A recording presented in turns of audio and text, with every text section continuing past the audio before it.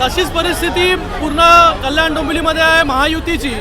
आणि आत्ताच प्रभाग क्रमांक 12ची रॅली संपली. आता प्रभाग क्रमांक 14ची रॅली जी आहे ती सुरू होत आहे आणि लोकांचा प्रचंड उत्साह आहे, त्याचबरोबर प्रतिसाद आहे. आणि 100% जे आहे हे कल्याण डोंबिवलीमध्ये पैकीच्या पैकी महायुतीचे जे आहे उमेदवार निवडून येतील. काय बोला ना.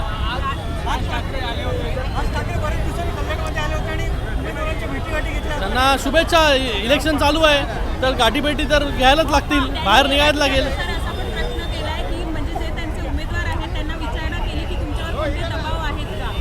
कसला दबाव? आता मला वाटतं उमेदवारांना विचारलं पाहिजे का माघार घेतली करून.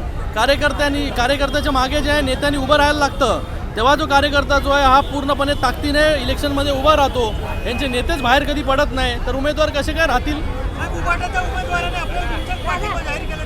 भरपूर लोकांनी उमेदवारांनी जे आहे ते बिनशर्त पाठिंबा जो आहे तो काल पण आज पण परवा पण जो आहे तो केलेला आहे.